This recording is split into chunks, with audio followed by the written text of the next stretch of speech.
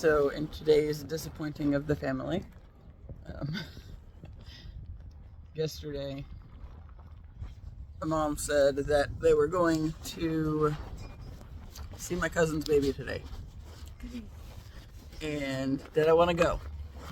And I said, are you needing a ride? And she said no, that my dad was going. It's like, then no, I don't think I will.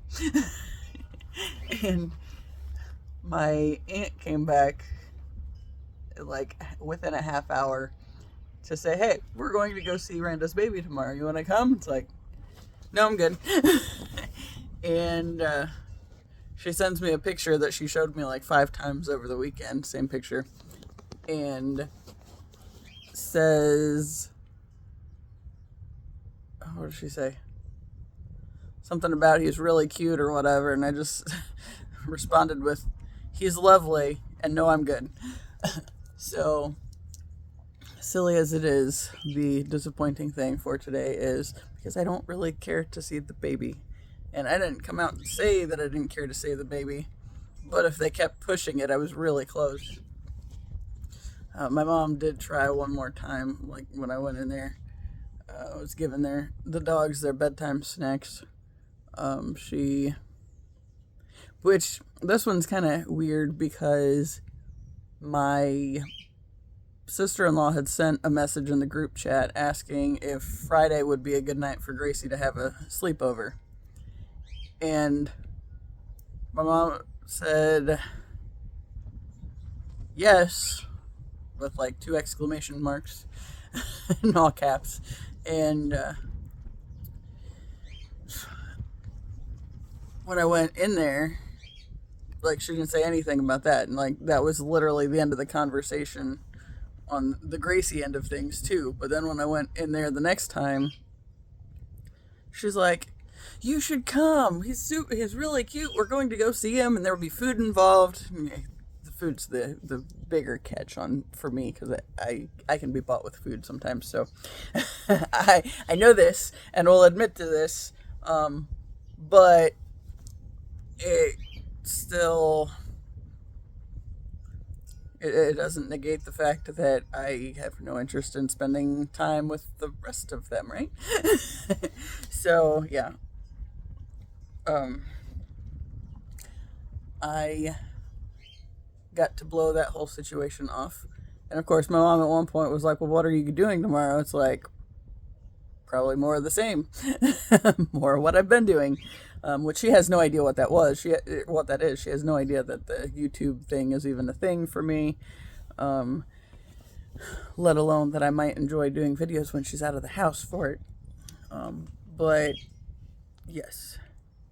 And it's a lovely time to be able to do that without worry of any kind of disruptions, because I know they're going to be gone for a while. I mean, it's 1 o'clock now. I think they left around probably 9:30 or 10. And it's 45 minutes up there and 45 minutes back. And there's food involved, but it's like, yeah, no. Because, I mean, first off, my dad was going, and I said yesterday, I'm a big not a fan of him. Very much not a fan of him. Especially with that little incident the other night where I got assistance in finding the nails to hang some stuff, which there's my my stuff that I hung the other day. I mean, it's, yeah. Big Bad Voodoo Daddy was up there before, so as was Hecate, but yeah, all the rest of it, and my poster over there, that was there. Some of it was hanging in the other room, but I decided to bring it in here. But yeah, since I needed the nails, and then my mom jumped in on the opportunity to be so helpful and help me find the nails and whatnot, and then I was supposed to, realize that I owed her something because she helped me, right? And then I malfunctioned on that end. Well, in her perspective, I malfunctioned because I didn't do what I'm supposed to do. And my little finger thing. It's not not in a good spot. Okay. But yeah, the deal with my dad was after that whole thing where, it was having to search through his shit. And of course, there's empty candy wrappers and whatnot in the container of nails and screws that I was looking through. And then my mom helping me to find the things that I needed. And then when I came back in the room later, they tried to pull me into more of their shit. And my dad started mocking me again. It's like, fuck you, dude. And like, as I was going out to the garage, I just said, shut up. And that's not that I've never told my dad to shut up before. I mean, especially because he's prone to mocking me throughout my entire life. And it never has been cute or funny, never has been appreciated. And yet he continues to do it. So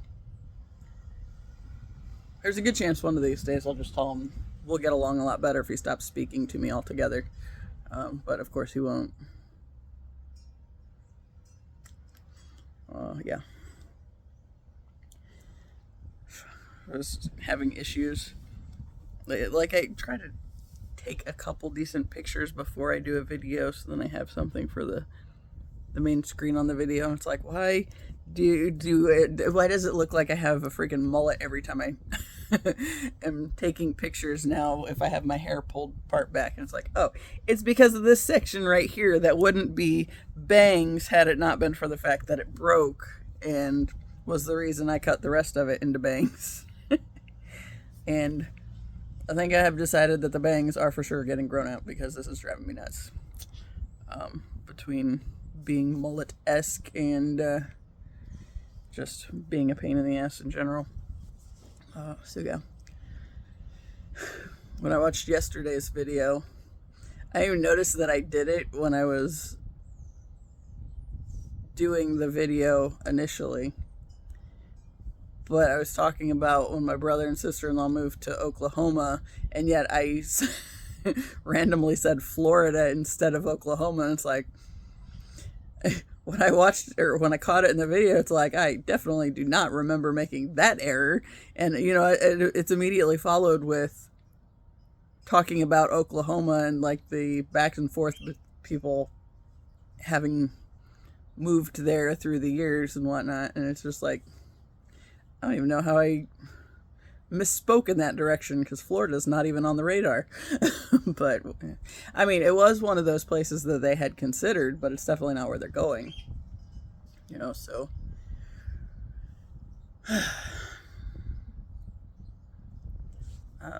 it's supposed to storm here today, I think. I don't know if that's like anytime soon or just sometime this evening. I have class tonight, and I am planning on going to that either way. Probably have to dope the dogs before I go, since Gidge doesn't like the storms and whatnot. Gidge on her little perch. So I have this. This is a mattress that will probably be used for like a guest bed when I move out. But I think at one point it was supposed to be Gracie's bed, but she never slept in it. And the box spring is behind my bookcase in the office, and it actually works out well enough there. But this one works for Gage because she loves her little perch. And she was laying over here in front of the window, but she got down and I moved over, and I think I was too close. Well, I was too close before she got down. And I was getting on her nerves, I think. I got my bed all muddy, so I have the sheets in the washer. And actually, sheets are now in the dryer, the comforter is in the washer. And I was going to get the other comforter to throw it on the bed so it didn't get more muddy. It's got one of those waterproof protector things on there, which I have learned I will never not have with dogs that sleep on my bed. Especially because that one is known to when she gets real stressed out and won't go outside to potty because of the weather or whatever, she has been known to piddle on the bed, and that's not fun at all. And Ziva has done it. She's the spite peer, so if she's mad at me for something, she'll get on the bed and pee. Although, luckily, she doesn't do that very much. I think the last time I was really sure that she did it was when I had my sleep study back in 2023-ish? 2022. I know she's done it since then, but I don't remember the circumstance. It's just really irritating when you climb into bed and then it's like, why is it wet? Yeah, that's the annoys the shit out of me. So we went on a walk since everybody else is gone. Peppy went with us. And I didn't think about it until we were going past the library, but it's like, oh shit, I should have gone in there and see if they had that other Saw movie. And I remembered it on the way back. That it's called Spiral or something. But it looks like it's supposed to be basically the 9th one. So since I got 10 the other day, it's like, well, I didn't know that one had a different name. So it's like, I know it can't just go from 8 to 10. So there has to be something in the middle, but I didn't think until yesterday to check it out while I was skating. And so I did, and found that it's called Spiral, and it's like, oh, well, if I had known that, then I would have looked for that while I was at the library. So I went back over there on the way home, and they did have it. So I got that one too. I don't know, depending on 111. Of course it's 111. New beginnings, y'all. Actually, when we were over at the cemetery walking, when we got back to the car, like, I opened the app up so I could end the walk, and it said we had a 24-minute and 44-second pace, so 444, and then when I hit pause and then was holding the button to finish it, it ended on 111 calories, and I just looked at the timer at 1, 2, 3, 4. So yeah, my synchronicities are. It's like sometimes I notice them nonstop, and then other times I don't notice them as much, and I just kind of wander off and don't really pay attention to it. And that's kind of been here lately. But like the really obvious ones will still get my attention.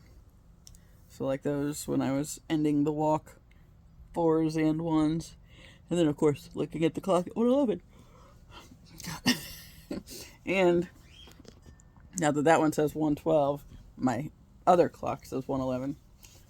Which, I mean, of course, because it's practically the same time, right? But, of course, it's just like that's the next thing I look at, even though I wasn't really... I just moved my head in that direction. I wasn't going to look at the clock. But, yeah. I was thinking that here in a couple weeks after my brother's family moves, and then my mom and dad are supposed to take my grandma and my aunt to see my grandma's sister. I was thinking that in that time frame, maybe I will use that time to paint my bathroom. And so, get everybody out of my space, not talk about doing it, and just do it while they're gone. And yeah, damn wind. I kind of go for a nap, and I haven't been up that long, so it's like probably less than ideal that I do that, but just all at once really tired again. Oh. There is, however, a lot I can do around here, so whenever I wrap this up, depending on what time it is, I have plenty of time. The class isn't until 6. I usually leave around 5 to get there a little early. And now I have the shorter way to get there, or the faster way to get there. So I can shave some time off that way. Oh, yeah.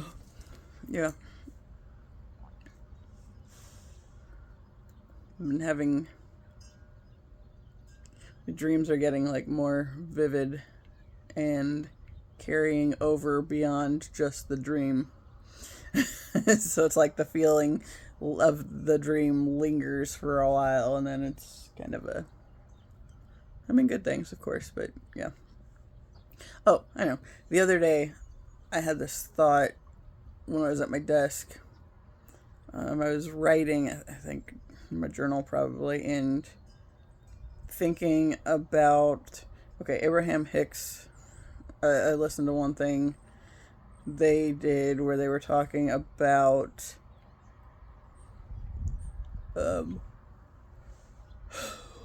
people coming online and lighting up fives.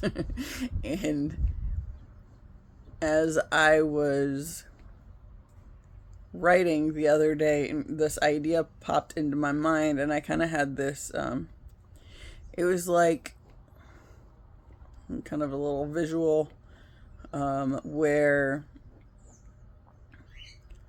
I was realizing that, okay, like the twin flame connection has always been there, but it seemed kind of like seeing it through like the snow on like an old TV set, right? So when it's all like gray and white and fuzzy and you can't see anything, but every now and then the picture like kind of flashes in, so it's like there's little bits and pieces of what's going on, but if the whole thing is like that, then you're not going to be able to make sense of it, of like what's actually happening on the show. But then as it comes into clarity, and maybe those moments happen fewer and farther in between, then maybe you can, yeah, okay, maybe it glitches out for like one section, but it's not enough of the show that you miss what's actually going on. You're able to see what's going on and what's actually happening, but then, yeah, maybe a moment fizzles out, but then comes right back. So then I was thinking about how that's kind of like that idea of coming online. It's like, so I've had these sort of glimpses throughout my lifetime of like higher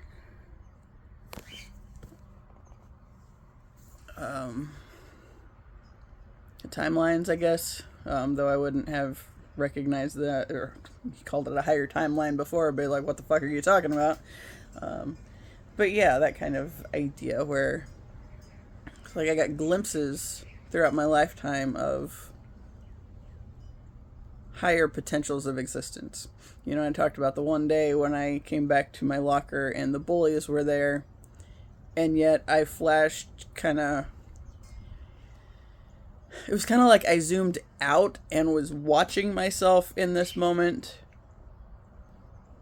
where I was approaching my locker with these bullies there, and it was like on a stage, and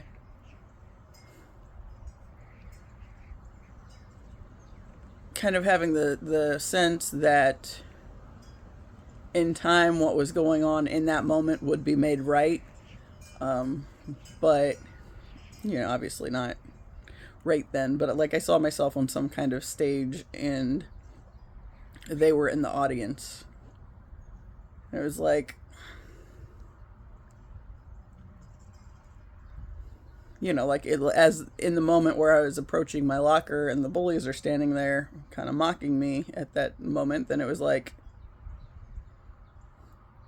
I mean, I was kind of feeling shitty about things anyway, even though I also knew at some level that it wasn't just about me. It's like, yeah, they've always been playing their roles in something, right? But then the role that they were playing at that moment isn't the role that they're really meant to have, like, in my life. So, though for a time it was a very harsh piece of the puzzle that was my life, I also was able to zoom out and see things from this higher perspective where they were in the audience and I was on the stage, and it's like they were realizing that that they weren't near as important as they thought they were, on my journey. And obviously I've returned to that point a few times. I mean, I guess it's not obvious for somebody that hasn't watched a whole bunch of my videos or whatever, but anybody that has, or just for me doing them, that's a story that I've talked about differently several other times. So it's like, as it takes on newer meaning, or like I get some distance from it and am able to zoom back out and understand it a little more differently than previously, then then it kind of shifts, and like the story adjusts, not because it's changing, but because of its usefulness in the timeline of my life is diminishing, because now I've healed more of the stuff that was more strongly affected by it, and now it's stepping more into the higher timeline for myself, if that makes sense. I don't know if it does. Yeah.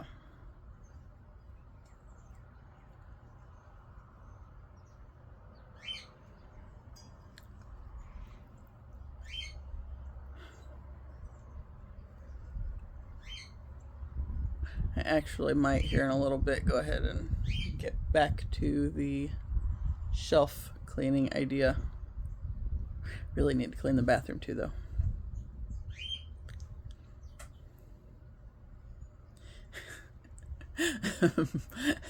Okay, so I've talked about how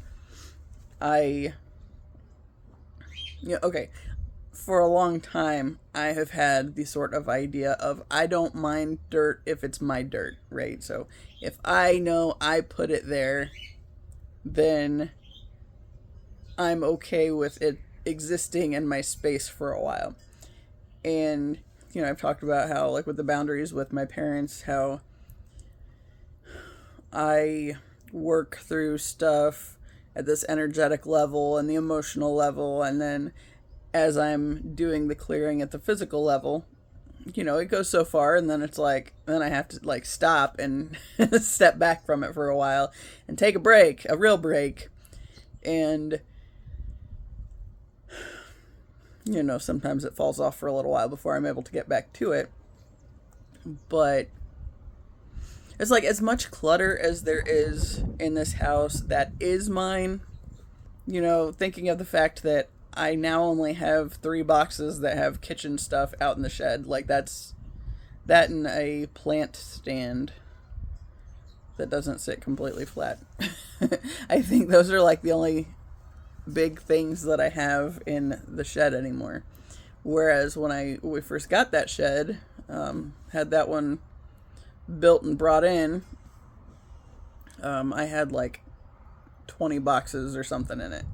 So all those came in the house while I was going through them, or while I have been going through them. But it's like, historically, this house has always been cluttered. But when I do the zoom out and look at the big picture, it's like, I have shifted a lot. I have cleared a lot of my shit out. Yes, I still have a bunch to go through, but that's part of my process right now. And, since there's the various levels that it's happening at, like, I have to deal with things energetically and emotionally and psychologically speaking, and then be able to move to clearing stuff physically out. So it's like just this kind of back and forth with the different layers of healing and purging. And yeah, so like some things, okay, I've talked about how I can do so much on actual clutter clearing stuff, and then I get brought to like kind of a standstill for a little bit. And a big part of that I've realized is because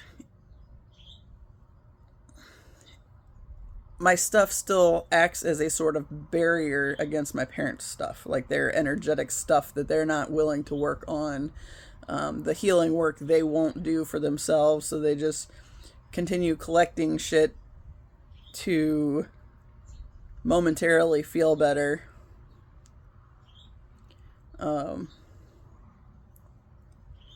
So it's like I can only clear so much, and then I have to leave up sort of a barrier between me and their stuff, because I don't want their stuff just like getting back into my space. And like I just like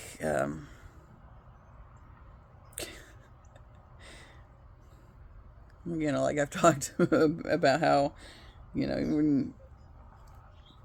when there's like the shady stuff going on at the energetic level, it's kind of like when you go in somewhere and turn a light on and there's a bunch of cockroaches and they just scatter.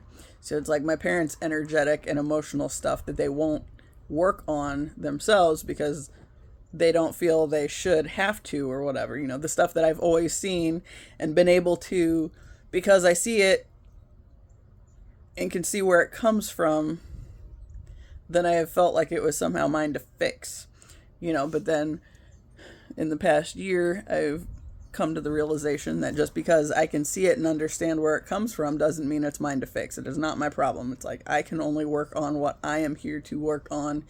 And then, as I'm purging through my own shit, then there gets to be a point where, I have to leave the barrier up for a little while. So kind of to set more of the boundaries, like, I talked about how the one Tigress card in that Animal Apothecary deck talks about how Tigress doesn't even entertain toxic stuff in her environment. She knows it's not going to be helpful or make her feel good, so she just doesn't even allow it. And like really coming to terms with setting those kind of boundaries. So like when my parents were when my mom and my aunt were all about, well, come see the baby, and it's the most exciting thing in the world, right? And it's just like, it's not. I'm happy for my cousin. She's got a kid and they're happy, but I'm really just not interested in the kid. And I think partly because I am confident that is my grandfather reincarnated, and obviously he's not here for the same lessons he just learned in the last time. So whatever life experiences he has this time around, it's gonna be different, and of course he'll be at my cousin and her husband's mercies on the boundaries and all that kind of stuff, which I am confident she will be better about setting boundaries with the family. Although to what degree, I'm not really sure, because I think at one point there was some kind of rumor that they weren't going to allow anybody that hadn't had the shot for Rona around the baby, and well, that would be several of the people have had it, but my parents haven't, and they're up there today. So it's like, I heard it in passing, so I heard it from somebody who heard it from somebody who heard it from somebody else. So it's like, it's still in my family, but I could see it, especially since her husband's a pharmacist, I could see that being a point. But at the same time, it's like, I don't know if that was a rule they'd set. They already would have dropped the ball on that, in theory. But I don't know. Don't care.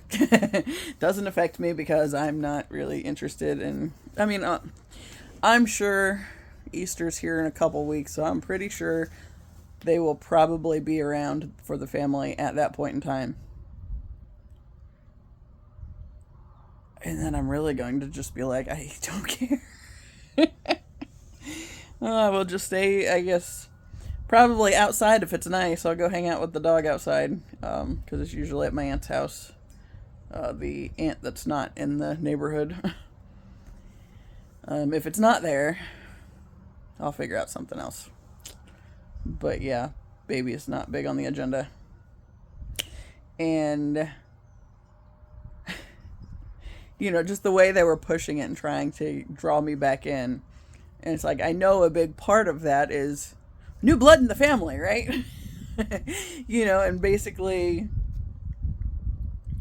honestly, with everything that I've been learning and seeing and understanding more differently,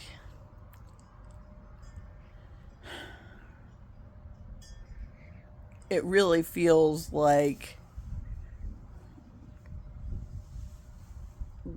that pulling him into our toxic family system. Yay, there's new blood, right? And making sure to just like fawn over him and all this stuff, and how wonderful it is to have new blood, but at the same time, it's like, you're still gonna act like assholes. Not all of them, but just... Okay, so the Dr. Ramani thing I watched the other day was talking about like this overarching toxic system for the family, how there's like there's like the main narcissistic element. This is the idea.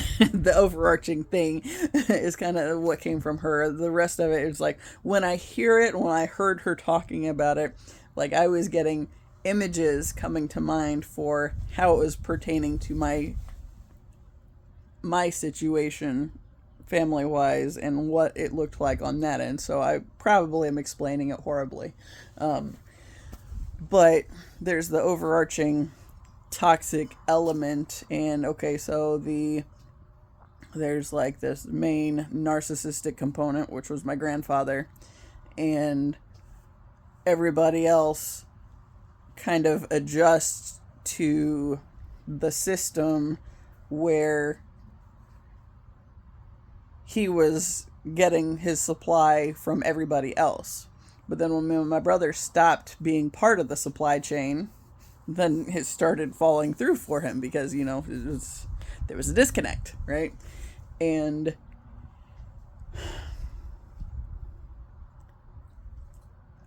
yeah, I don't know. I'll be honest, I gotta pee again, so I'm just gonna pause this and go do that, and then I'll get back to storytelling. Okay, I actually had that thought before I went to the bathroom, and then I was in there trying to remember everything, and then I came back in here and Taz started barking at me, and I don't remember exactly the thought. Oh, yeah, I do. Okay, so it's like, so I had so much purging of things in the physical environment that I did, and then I got to a standstill again, right? So it's still the physical barricade to keep my parents back to some degree, and then of course when I went in there the other day and they tried to pull me back into their shit, trying to prove how helpful they were with finding or helping me find nails, and all this stuff, then it was basically that shift to, now I'm supposed to be ready to do my part next to, because nothing is, for goodness sakes, it's, we helped you, now you owe us. Motorcycle. And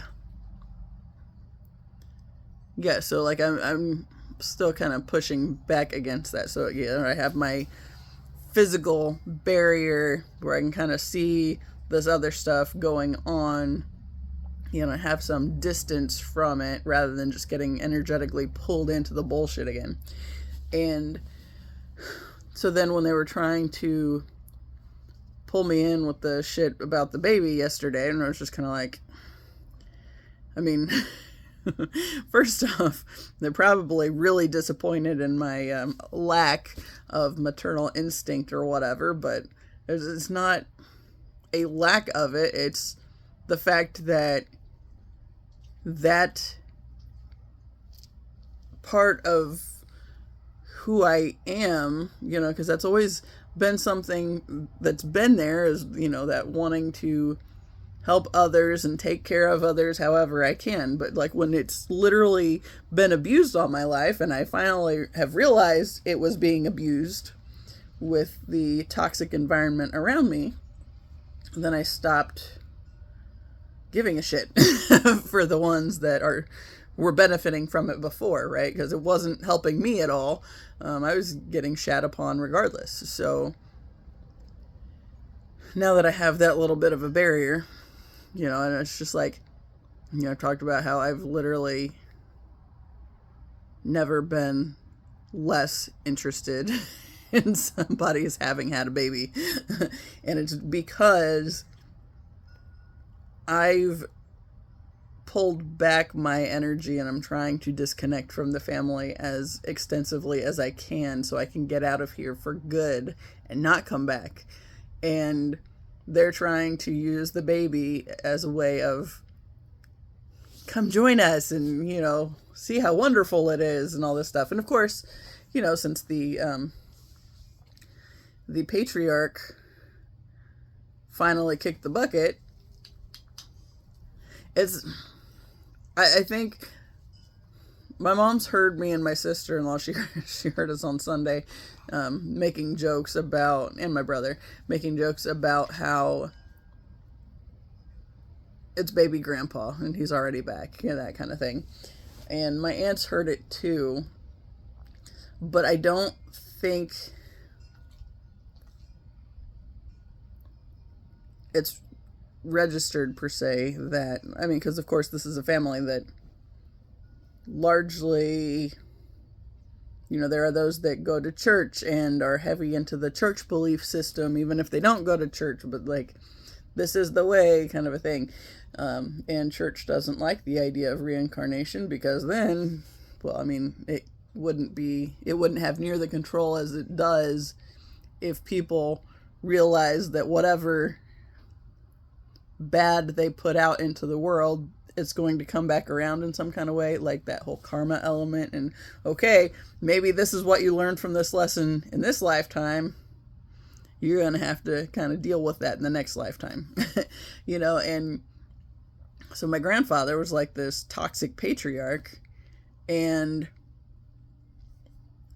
now this baby has been born in a family environment without the toxic patriarch, but still with the very toxic elements that supplied the patriarch with, all the enabling. They gave him all of their energy so that he could still thrive in his toxicity.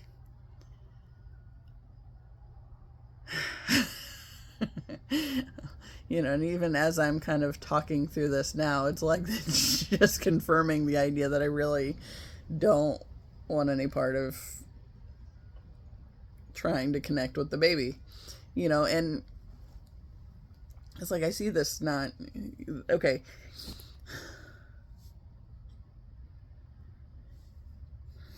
he is the second grandchild, or second great-grandchild, but my aunt's first grandchild. And of course, the youngest sister doesn't have any grandkids at the moment.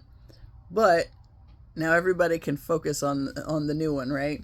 And they did that with Gracie to an extent, but of course she was a girl, so there's that element, and the toxic patriarch was still in existence at that point in time, so there was still that element too. And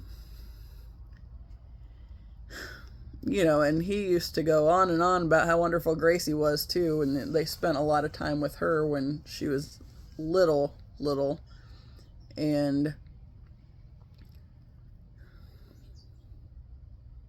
I don't remember what the circumstance of that was. Like, I think my mom was working at the time, probably. Why she started being babysat by my grandparents and not my mom. But I think it was mom was working back then. And then, once my mom ended up out, she had a heart attack, and then various other things that were going wrong, and out on disability kind of a thing. So then Gracie started coming back over here all the time. But when she was little, she was being watched by my grandparents. And so it's like, even that element, like they were able to condition her with their toxic habits and whatnot. But of course, back then, my brother and I weren't aware of what was really going on at like these deeper energetic levels. So that's only been like within the past couple of years that's even been a thing, right? Excuse me, because I didn't start really setting boundaries and knowing that was something I absolutely had to do until the twin flame thing came up. And then I didn't want my family to in any way have any any sort of impact on the dynamic of the twin flame connection, right? And I've talked on here before about how when I get out of here, I'm pretty confident I will be good to be done here. But there was a time where I kind of wanted, the person that I will eventually be with to be able to know my family at some level. But then when I the more I pull back, the more I'm like, no, I don't want him anywhere near them, because I know how they are. Because they don't take to outsiders well. And yes, my mom and her sisters have been married for several years, and they all have their families and all that stuff. But it's like, the connections aren't great, and then they still basically bully the spouses of the grandkids that have come in. Like, my ex didn't have it easy with the family either, but the fact that he was an asshole was kind of a bigger issue on that end. But like, when I was trying to disconnect from him, even, it's like the times that I could see what was going on and that it was bad and not a good situation for me to be in and try to leave, then I'd come back here and my mom would just be going on and on about how wonderful it was that I had finally left him. And then it would get to a point of, why did I leave? Was he really all that bad, or was my family really in my head twisting things around?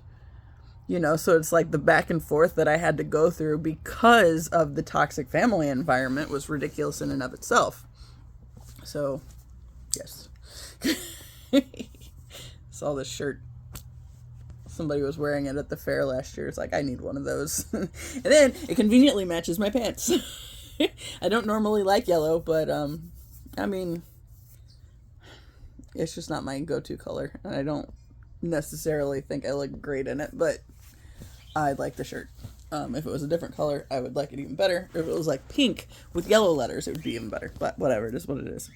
But anyway, like, just how every time, like, I would shut my family off for a while and not connect with them to try to make sure they weren't in my head. But then as soon as I got motivated enough to leave, then I'd come back and they would go on and on about how that was just a great idea for me to leave him. And it's like, who's actually making the decision? Was this a decision that I made because I knew he was not good for me, or was this a decision that I made because my family was somehow pulling the strings? And I think now that I'm realizing the boundary thing, 4444, now that I'm really connecting to the boundaries point and realizing that, yes, both. Yes, he was that bad for me. He was that kind of toxic, but they were also very much involved in pulling energetic strings to, get me to feel a certain way about things as well. And Jen has gotten it from the family too. Like, everybody, if my brother says or does something that they don't approve of, then it's Jen's fault. And it's just like, regardless of whatever is actually going on, they don't even need to give it a chance. They just know that she's the problem. And it's like, that's some bullshit. It's like, we're literally not set up to have any kind of healthy relationships, which, first off, you can see that because there are no healthy relationships, and they all have their levels of toxicity. But I think my mom being the first supply of my grandfather from his kids, and that became kind of her role since she was the oldest and 5 years older than the next sister, and she was more heavily toxic and narcissistic herself, and thus when me and my brother were born and were around and existed a good 12 and 15 years before any of the other grandkids came along, then it was like that much more time that we'd had getting pulled into their bullshit. So when we disconnected and started pulling back and seeing things for what was actually going on, then it's like, fuck this noise, and then he's moving to Oklahoma now, and I am confident my turn is coming up. Like, I don't know how it's going to be. It's one of those things that, like, that was kind of actually where, like, I talked about dreams that kind of carry over into the morning as I'm waking up and thinking through things, and getting out of here and getting moved to Philadelphia was big on that. But it's like, I talked about how I have to have the thing up here to keep me motivated on doing the work that, because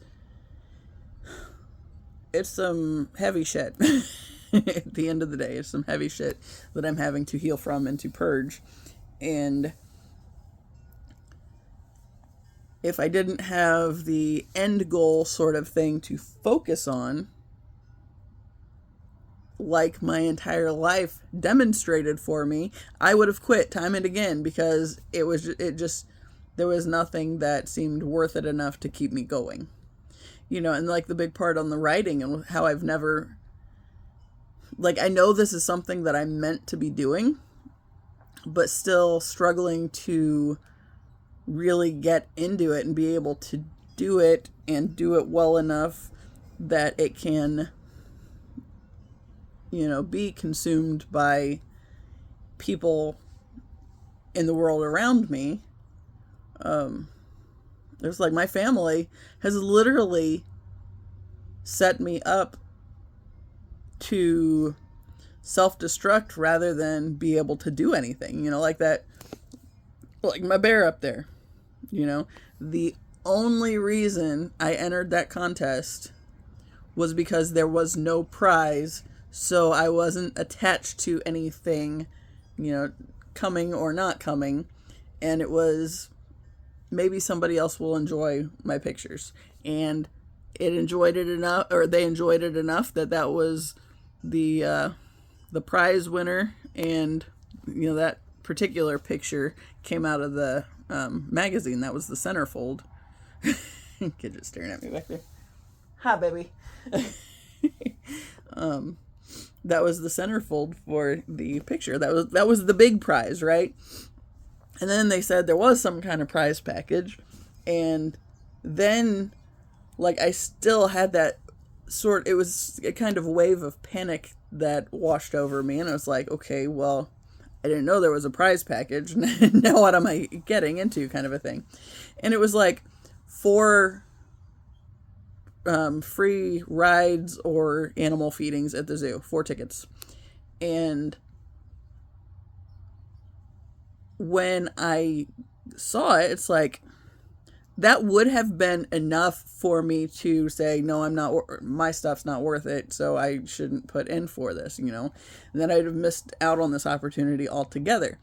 But, you know, when I was kind of trying to keep my family back from it, from even knowing there was any kind of prize package, then, you know, then I found out that I got the tickets. It's like, hey, this is pretty cool. I got something free. You know, I like free things. But yeah, had I known there was a prize, regardless of what prize, I would have talked myself out of even entering the contest, because I was raised to not, I was raised to only feed into the toxic cycles. My existence, you know, I was the scapegoat in the family because, well, because they don't like, if you call them out on their bullshit, they don't like that, you know, so their way of keeping my mouth closed, basically, was to demonize me in all the ways they could and make me feel completely like I didn't deserve anything, like I was unworthy of having good things, and, you know, keep me shut off from any kind of divine flow, right? So that was kind of like this morning's thing that I was thinking through, was wanting to be,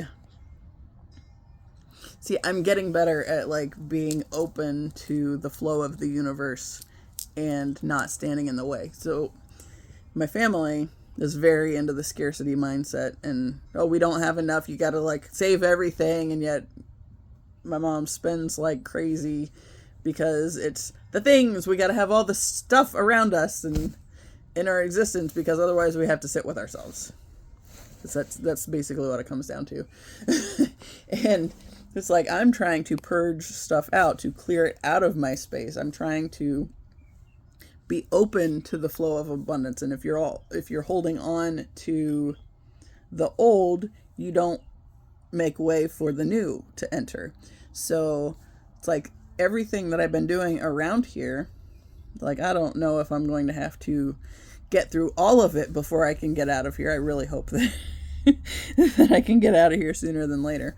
My stomach's making noises again. But I feel like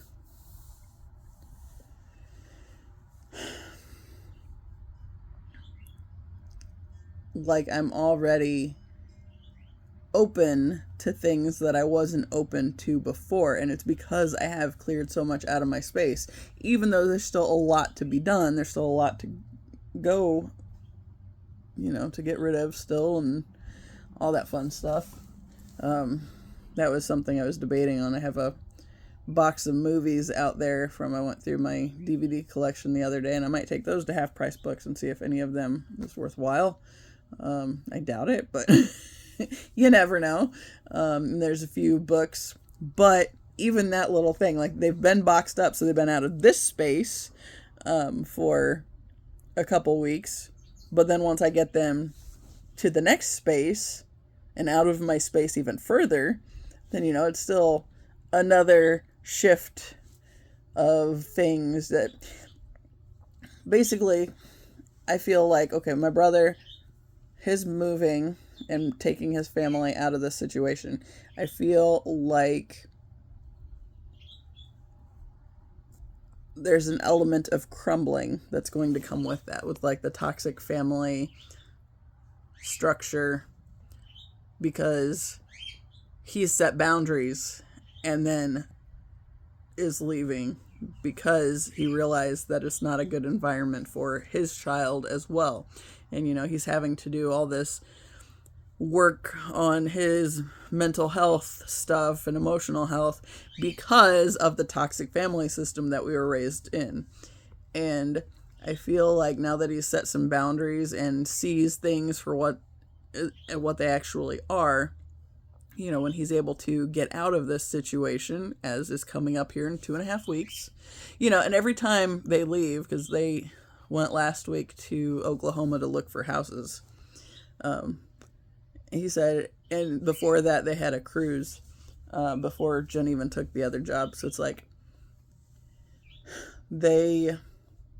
every time they go away for a little while, it's like once they are out of the state, then he said he gets to a point where he feels like he can actually breathe again. It's like, I get that. I very much get that. And I think that's part of why I feel like, I'm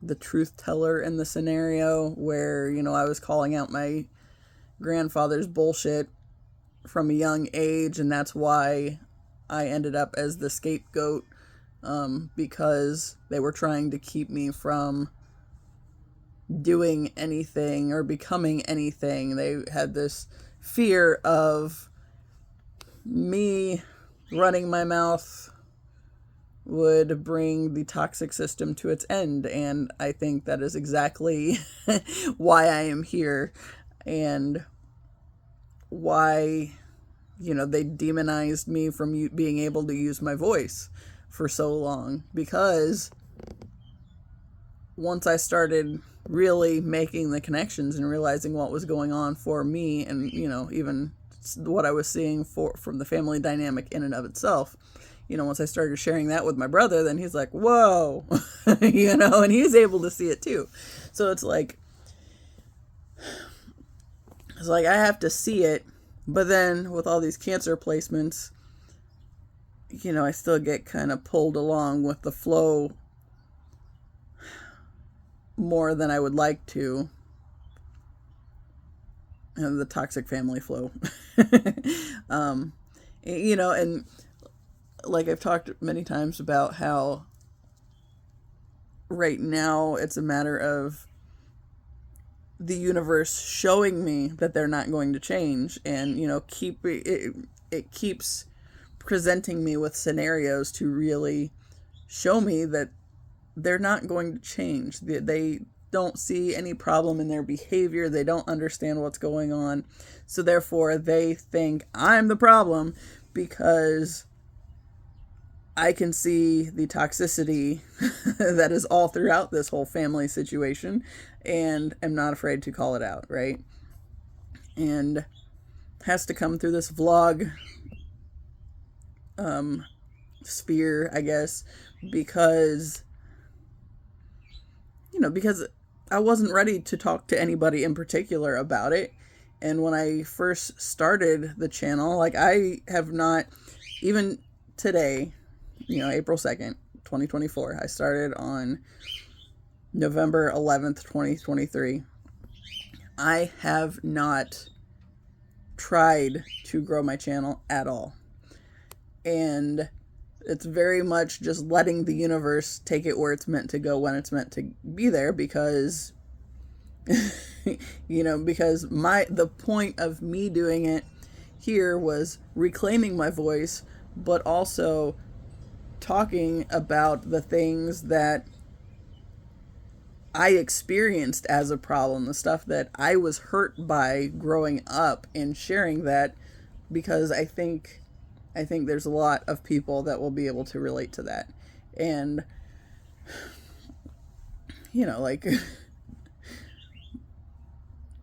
God, the first year I got up to 12 subscribers, and I think now I'm at like 77. But it's still not actively trying to grow it.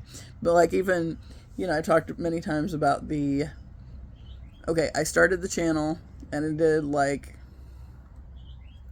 somewhere between 7 and 10 videos, and they were usually like 15 to 30 minutes back then.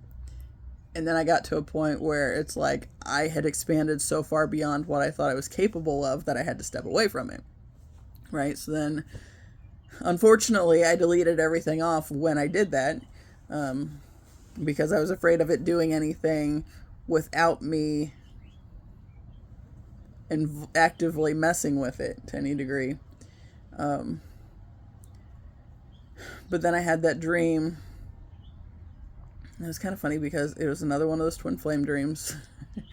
And I had been thinking I needed to start back up with the videos, all throughout February. But then March rolled around and I still hadn't gotten there just yet. And then I had this dream where this girl... Okay, I was in a bathroom stall, and this girl was outside the stall kind of sitting on the floor talking to me. And she said, you need to start sharing the story you already have to tell before more of your mission will be made clear. And, on the twin flame end, because that's one of these out here ideas that, at times I've tried to talk myself out of it. But then at other times it's like very much... can't talk myself out of it because it's literally the thing that has kept me moving on the healing journey when I've completely wanted to shut down. And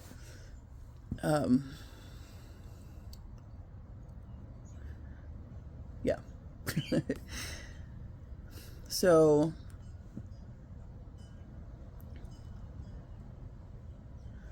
I'm distracted by the wind.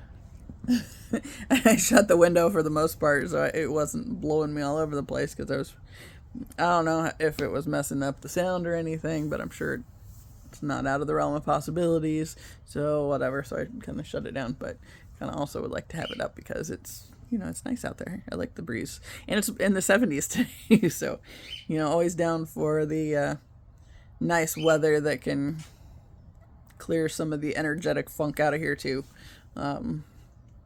Yeah. Anyway, before I meandered down to that path, the dream. Yeah, it was funny because the dream, it was like it was in response to this natural mystic video that I had watched, and she was talking about who knows what the divine masculine is doing while the divine feminine is going through this part of it. And then,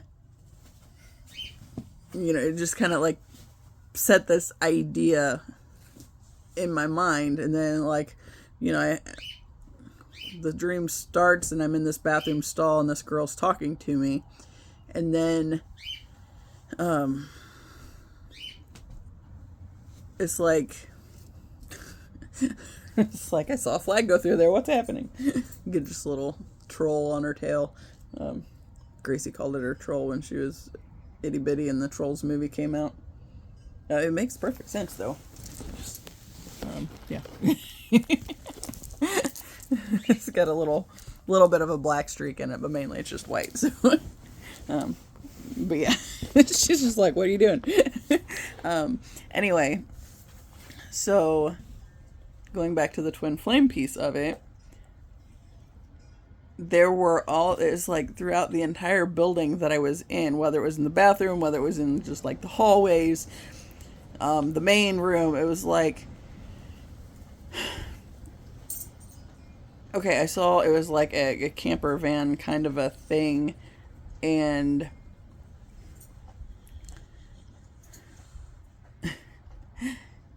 like the best I could connect to it at the time was like it was somehow his travel memories or something, or like being on tour or something, and I didn't really know anything. Like that was just the loose idea of it. Seems like some kind of travel memories, but in spite of the fact that they were literally on the walls all throughout this building, I felt like it was intrusive if I tried to see what was going on in them, right? Despite the fact that they're everywhere. It's like I feel, like it's somehow out of line for me to want to know what's going or what's playing in them, right? But, hey, quit that. Then there was a scene where, like, I was crawling into the space kind of through and behind this crowd of people, and it was on one of those like thick comfort mat kind of things, like if you're gonna stand and be on your feet for a long time, like at work or something, and they put the mats down to kind of take some of the pressure off from the concrete floor or whatever. And so I was like, it was a long one of those, and I was crawling through on this comfort mat, trying to keep from being noticed by all of these people. And then he comes in from another direction, also crawling through on one of these comfort mats. But then as soon as like our paths cross, then we're like up and running, and like we have this mission, and we no longer care if anybody notices that we're there, but you know, we're focused on what we're supposed to be doing. And I was kind of just along for the ride, I guess. Like I didn't know. It seemed like he knew more about what we were doing than I did. Stop. So, oh hi. Yep. So, going back to that point of like from the Natural Mystic video. Stop. Hey, go. Go in the other room. Nope. I don't want you slurping me. Stop.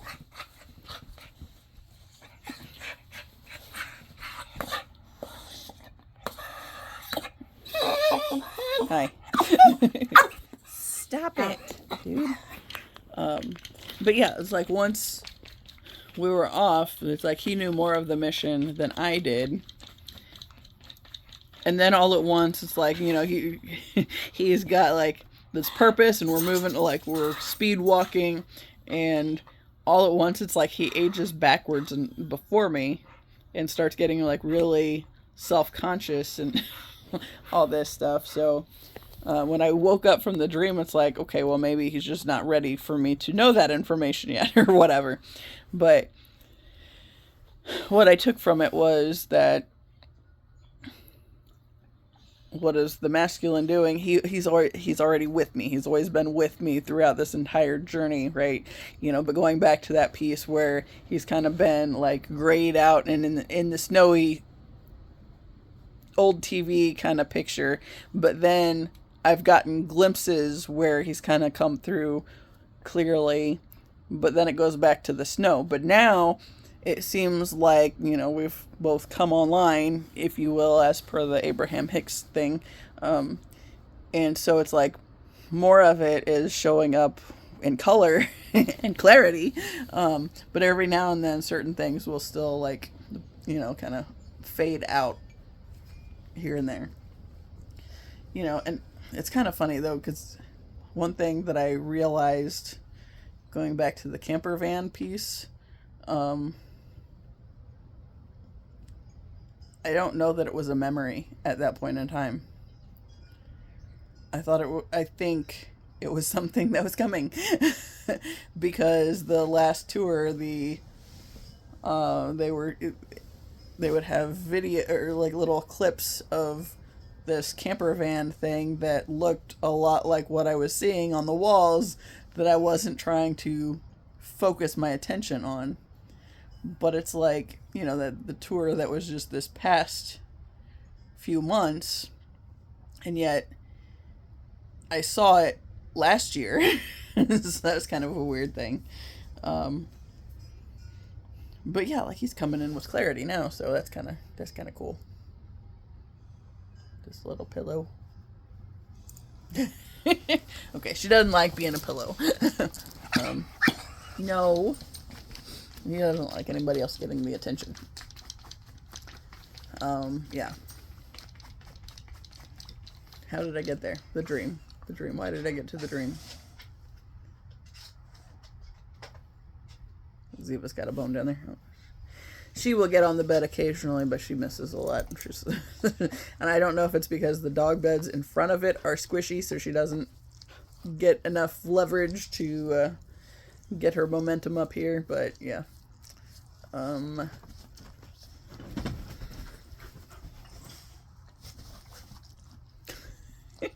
Well, Mustang had an attitude. What time is it? 2:10. It says thunderstorms likely this evening. And why I have a dog hair under my finger now. Okay. Yeah. But so the dream, I got to the dream because I had taken a break. Oh, it's kind of like kept pulling me in on why I needed to set boundaries and have good, solid boundaries when it comes to my family, because they're literally, I'm surrounded by them since I'm here in the family neighborhood area, so they're all physically close. But then will come at me about, even through messaging and whatnot, about, oh, come see the baby, new blood, and I'm supposed to be excited about it, and because that's what happens, right? You get a bunch of women, and the family patriarch is gone, so it's just a bunch of toxic women situation, and they're all about the new baby, and yet I'm so disconnected from it, and I'm uninterested in it because I'm disconnecting from the family, and I'm ready to shift to something else, to have my chosen family and not just the one that thinks I am somehow obligated to be forever bound to them because we're related, and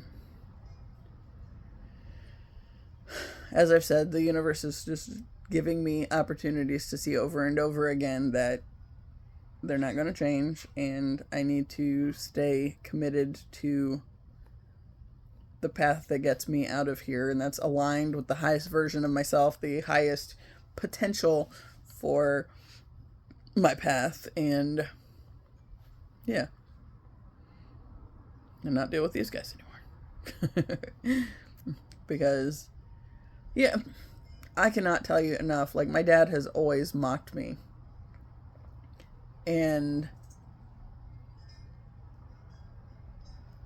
I think that's part of why my brother and I view him so differently, is I feel like I talked about the Dr. Ramani thing, the video I watched the other day where she's talking about cultural and generational differences, and how in a narcissistic society where everybody's affected by this toxic system in place where only a few are benefiting over the others, then at the lower level with the individual families, then,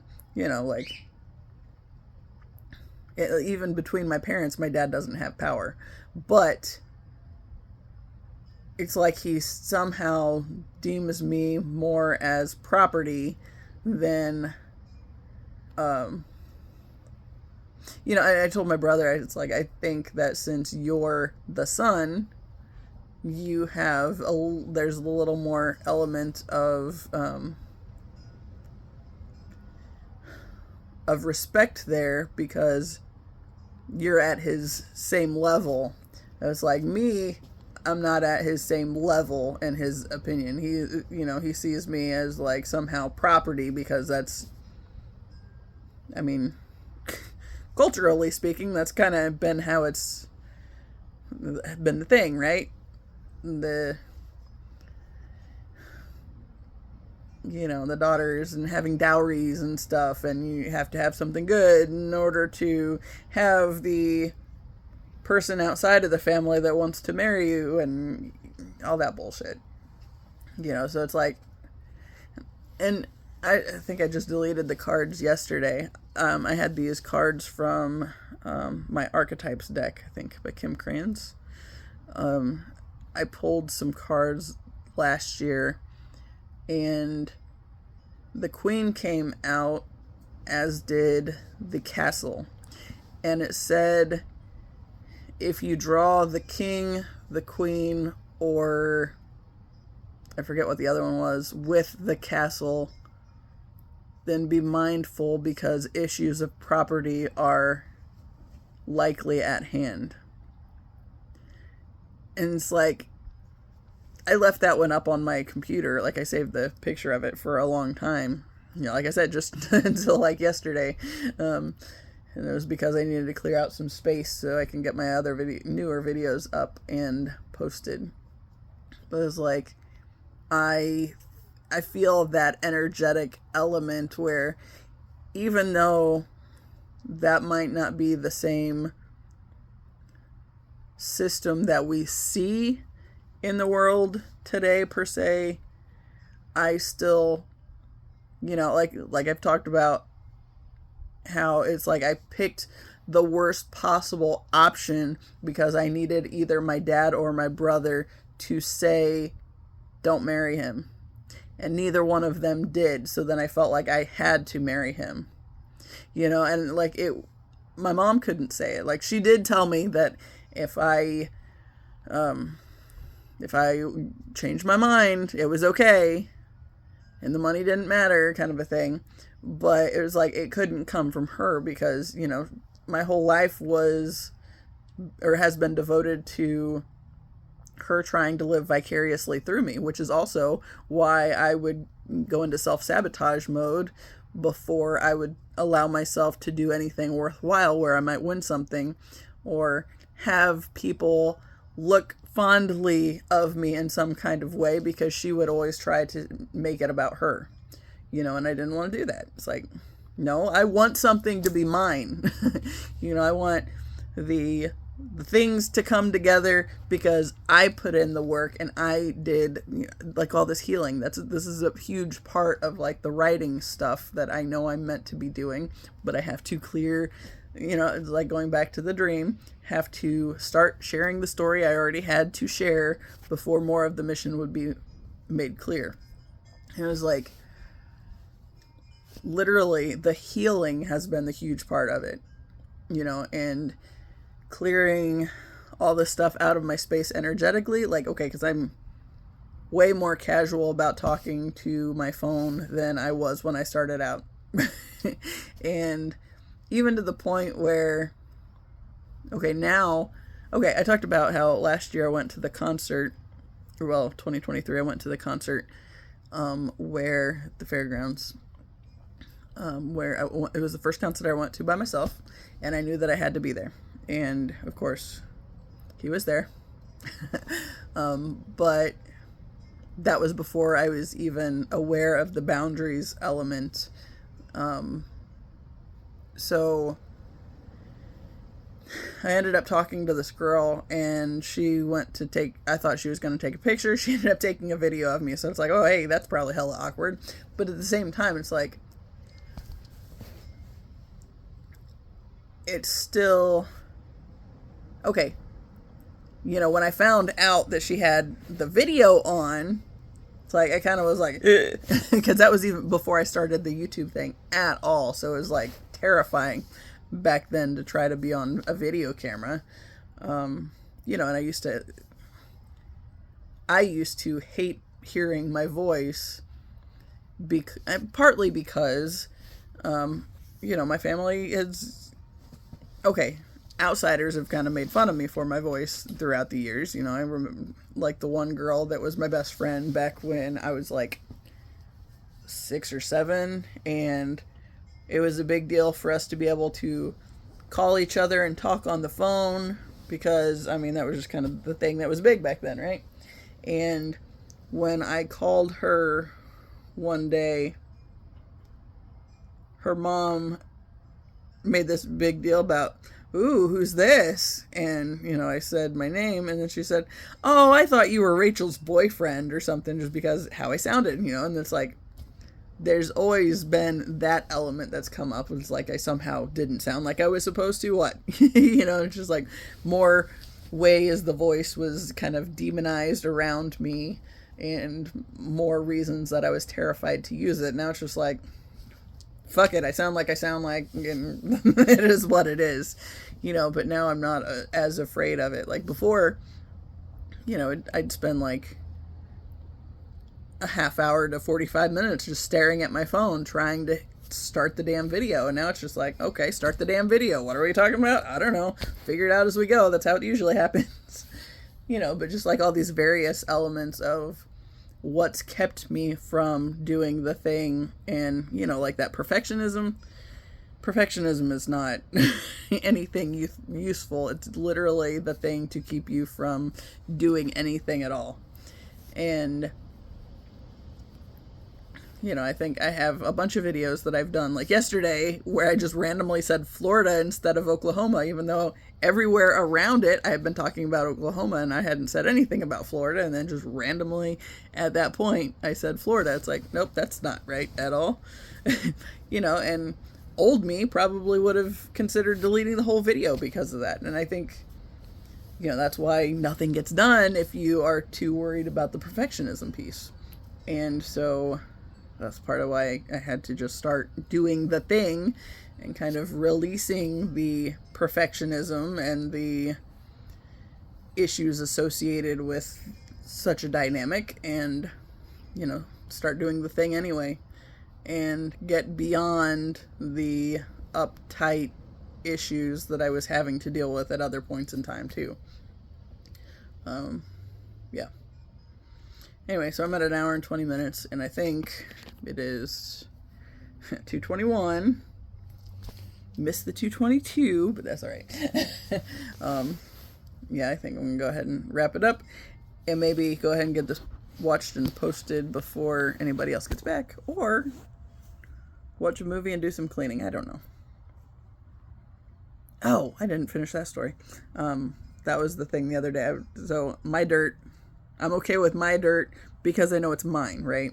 And the big part of that where I'm seeing it play out here around the family, like the bathroom that is in the family room, my dad uses it most often, and it is gross.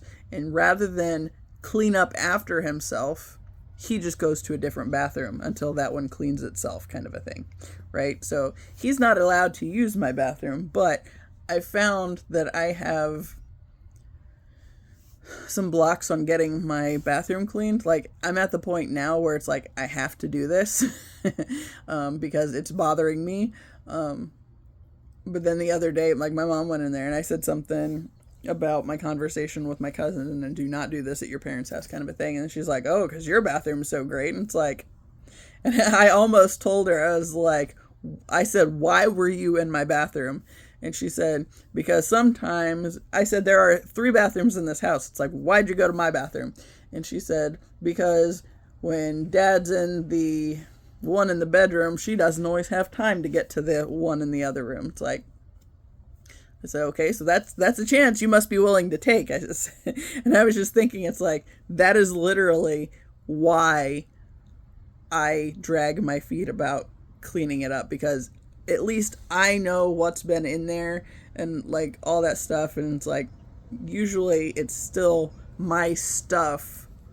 And that is like kind of a barrier to keep them out and away from my space, because like my dad is definitely not above using my bathroom, and when my mom was cleaning all the bathrooms because she was the only one home to do it, then he would just go whichever one was the cleanest, right? So at least that is a way to keep him from using mine. It's like, yes, it's gross at the moment, but at least I know what I've been doing in there. So it's like, I know, like, it's the makeup in the sink, and yes, there's some dust and whatnot, and there's like, I have to deal with like cleaning bird bowls and whatnot, but it's like, I'm still aware of everything that happens in there for the most part. Whereas like the front bathroom, I know the floor's been peed on a lot, and I don't like, it's like I stopped trying to do anything in that space because he's just going to go along and make it nasty. Oh, you cleaned up? Great. Now I can use it and make it nasty again. It's like, yeah. But at least if it's my dirt, then there's a little bit of a shield to keep the others out, kind of a thing. And I know that sounds really silly, and it is gross right now, and I will be cleaning it. That's also part of why I think when everybody is out of town, I'm going to focus on my painting project in there. And yeah. But I'm really ready just to... That's where I kind of have difficulty on the painting of that space, is because I feel like there's a good chance I could get out of here in the next couple months. And while I'm not attached to that, because I have, like, if I tried to think my way into how that's going to happen. I don't know. I know $100 isn't going to get me out of here and moved. And that's what I have.